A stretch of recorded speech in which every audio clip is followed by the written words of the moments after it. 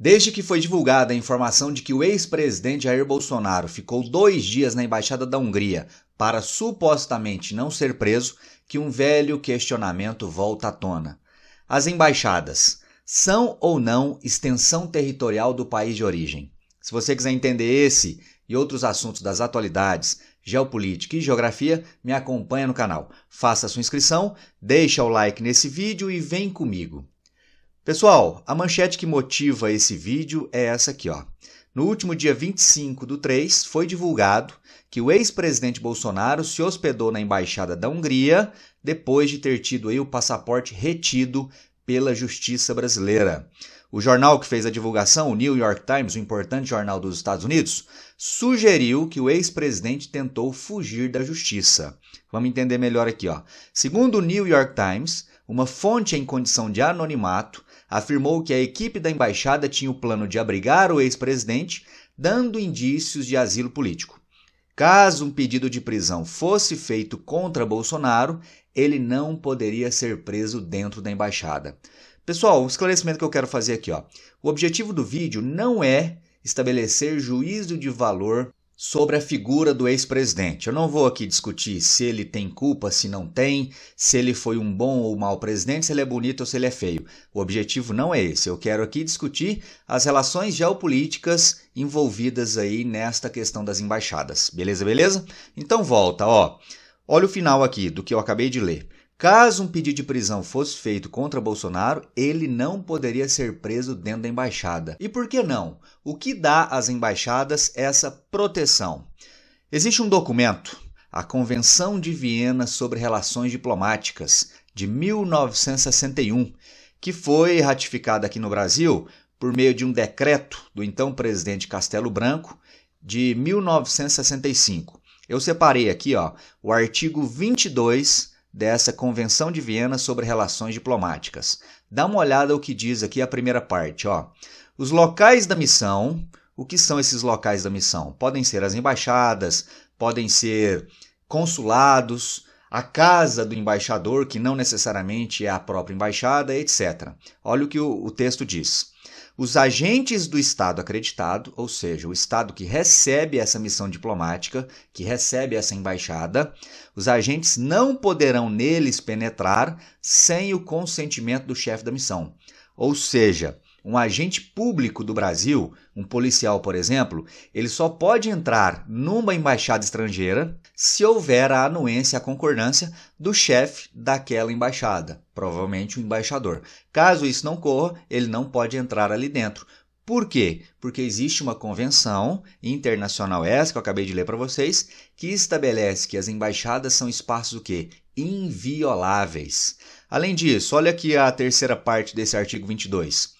Os locais da missão, ou seja, as embaixadas, por exemplo, não poderão ser objeto de busca, requisição, embargo ou qualquer medida de execução. Ou seja, isso reafirma o que eu disse anteriormente. Um representante público ou do Estado do Brasil não pode entrar na embaixada ou em um consulado, a não ser que ele tenha autorização. Beleza, beleza? Tá claro isso aí? Esse documento, pessoal, em momento algum, ele fala sobre extensão territorial do país de origem da embaixada. Ou seja, as embaixadas, assim como os consulados, não são território do país de origem. Até porque muitos desses imóveis, volta aqui na imagem, ó, essa é a fachada de entrada aí da Embaixada da Hungria.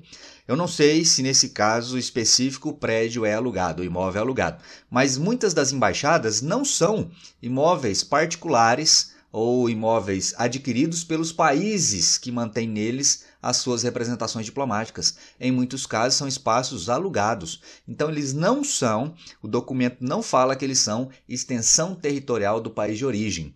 Um outro questionamento, às vezes levantado aí de maneira hipotética, é o seguinte: e se um crime ocorrer no interior de uma embaixada? Quem vai julgar esse crime? O país onde está localizada a embaixada ou o país de origem da embaixada? Justamente por não serem uma extensão territorial do país de origem, o julgamento será feito de acordo com as leis do país onde está localizada a embaixada. Beleza?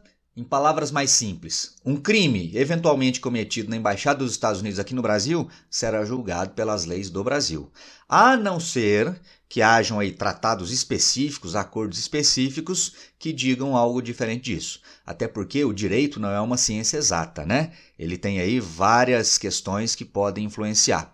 Mas, do ponto de vista teórico, um crime cometido dentro de uma embaixada aqui no Brasil é um crime cometido em território brasileiro.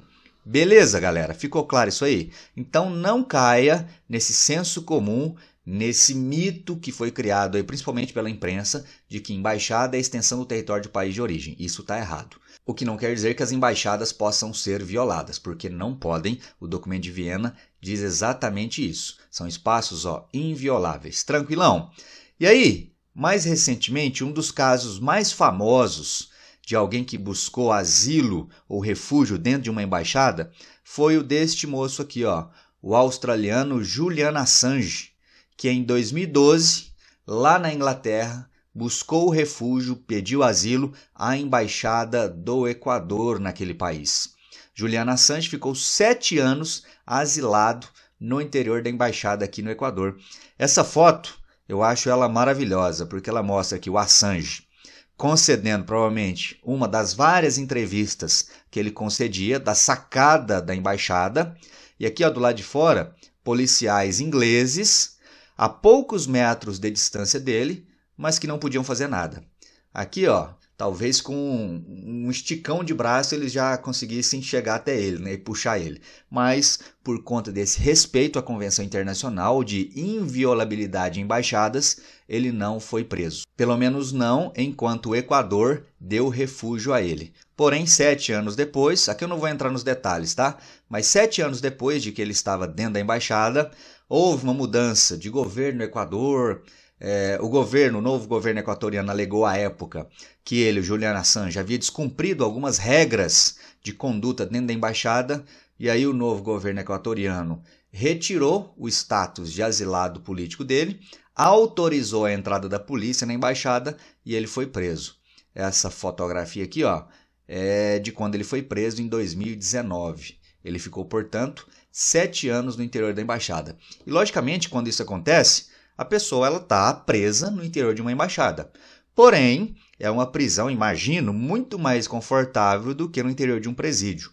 Até porque em uma embaixada, a pessoa que está ali ela pode receber visitas, desde que haja autorização, logicamente, do embaixador, né? Ela pode receber visitas, ela mantém contato telefônico com quem quiser, ela mantém acesso à internet e assim por diante. O próprio Assange, ele tinha um quarto específico para ele na Embaixada do Equador, onde ele tinha esteira, mesa com computador, ele tinha uma gatinha de estimação. Então, repito, não deixa de ser uma prisão, mas acredito que seja uma prisão muito mais confortável do que os presídios tradicionais. Atualmente, o Assange está preso em um presídio na Inglaterra, aguardando a decisão da justiça inglesa se ele será ou não extraditado para os Estados Unidos. O principal crime que pesa contra ele nos Estados Unidos é o dele ter supostamente divulgado vídeos e documentos contando aí algumas barbaridades cometidas pelo governo dos Estados Unidos nas guerras do Iraque e do Afeganistão, por exemplo. Mais uma vez, a terra da liberdade, Estados Unidos, não sendo tão livre assim, né? Mas, enfim, essa é uma outra discussão. Um outro fato histórico aí, muito simbólico, envolvendo embaixadas, foi esse aí representado na imagem, que é a invasão da Embaixada dos Estados Unidos por estudantes iranianos em 1979.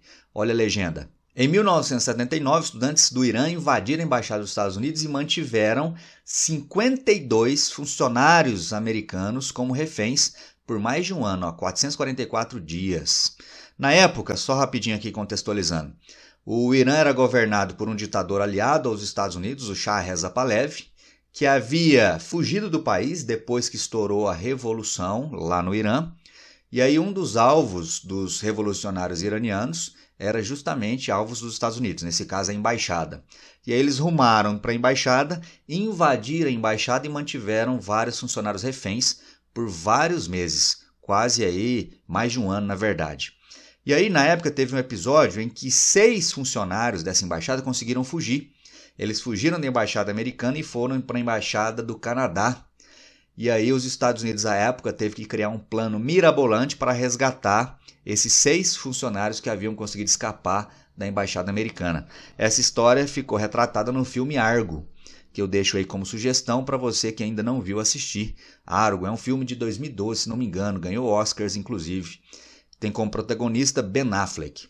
Eu particularmente gosto muito desse filme, é um filme bastante envolvente, ainda que seja um filme de propaganda dos Estados Unidos. Tem um viés totalmente estadunidense. Mas se você tiver esse olhar crítico aí atento, você vai se entreter bastante com o filme. Isso é, caso ainda não conheça, fica aí a dica. Se assistiu, escreve aí para mim o que você achou do filme. E, para piorar as relações entre Venezuela e Argentina, na última segunda-feira, a embaixada argentina em Caracas, na Venezuela, deu asilo a 6 opositores do regime de Nicolás Maduro. Ou seja, são 6 cidadãos venezuelanos que estão abrigados na embaixada argentina lá em Caracas, na Venezuela. Mas sobre isso eu vou falar mais no próximo vídeo. Valeu, meu povo! Espero que você tenha gostado de mais essa explicação. Se sim, deixa aí o like. Comenta, se quiser e puder, também contribua financeiramente com o canal. Informações da chave Pix aqui na descrição do vídeo. Te espero no próximo. Um forte abraço e até lá. Valeu!